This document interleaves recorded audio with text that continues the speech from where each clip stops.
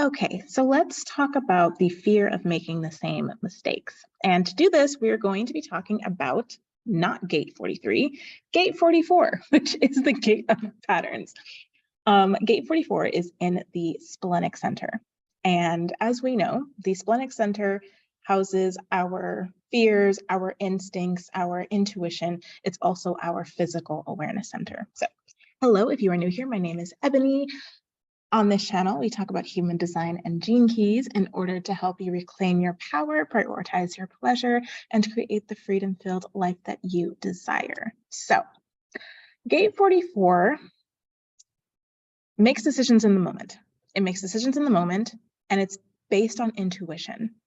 It identifies past patterns in order to dictate what your actions are going to be going forward in order to achieve the desired outcome. So essentially, this gate is looking at what happened in the past, right? What happened before, and how can we use that information? How can we use the results of that, the wisdom that we gained from that experience to achieve better outcomes in the future? That's what this whole gate is about, right?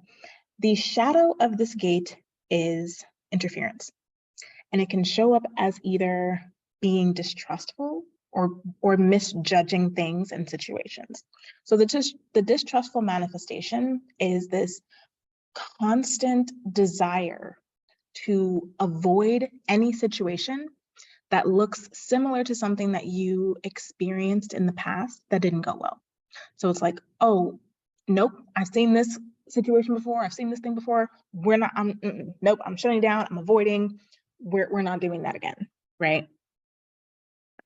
And then you have misjudging. So the misjudging manifestation of the shadow is you are not utilizing this gate properly. So you keep making the same mistakes over and over and over and over again, right? You're misjudging the situation. So while being distrustful, you were like, nope, anything that even looks remotely similar to something that I've experienced in the past that didn't go well, I'm not even gonna let myself go there.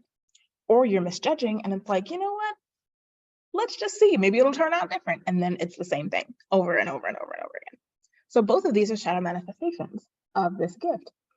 So moving out of the shadow of interference and into the gift of teamwork requires you to bring together the knowledge of the past and the present and use them together, right? It's teamwork. It's teamwork in the sense of, I know what's happened in the past, right? I have the wisdom of these previous experiences.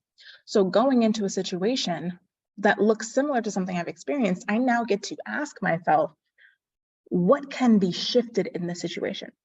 I see this is going in a direction that is not good. It's not a good direction to go in. If we want this project to work, if we want this situation to be better, something needs to shift. What is that thing? That's how you start to move into this teamwork energy. You're not avoiding the situation, but you're not flying headfirst into it. You're seeing that something is not right, that something needs to be tweaked. What is that? Because the fact is, because you have this gate, you have the power to improve the situation, essentially. You know what needs to be tweaked. You know what needs to be fixed. It's just bringing that into your awareness so that you can actually do something about it, or so you can bring it to someone else's awareness so that they can do something about it, whatever the situation is, right? That's the gift of teamwork. It's using the knowledge of the past, the wisdom of the past, and then the information that you're gathering in the present to create a better outcome. That is the gift of teamwork for this gate. And that is one of the superpowers of this gate. And the city is synarchy, right? So it's this natural ability that you have to always get the results that you desire, not through, well, I don't want to say not through manifestation because everything is manifestation, but through looking at a situation, looking at something and saying, okay, no, I've seen this before. We need to change this, or we need to shift that, or we need to make this different somehow. You are able to manipulate circumstances. You have the ability to manipulate the present, not in a bad way. See, it's another thing. The word manipulate gets a bad rap, but we manipulate all the time, all day, right? So manipulating is not a bad word. You manipulate circumstances and situations in order to achieve a more desired outcome. You shift things, you change things because you see what needs to be shifted and changed because you've gathered the wisdom from the situation that happened prior. This is something that not everyone is able to do consistently. If you have this gate defined, then this is something that you are naturally very good at. Okay, so you are able to get the outcomes that you desire. You are able to get very desirable results when you are using this gate properly, when you're resting in that teamwork energy and you're moving into synarchy, right? So I hope that was helpful.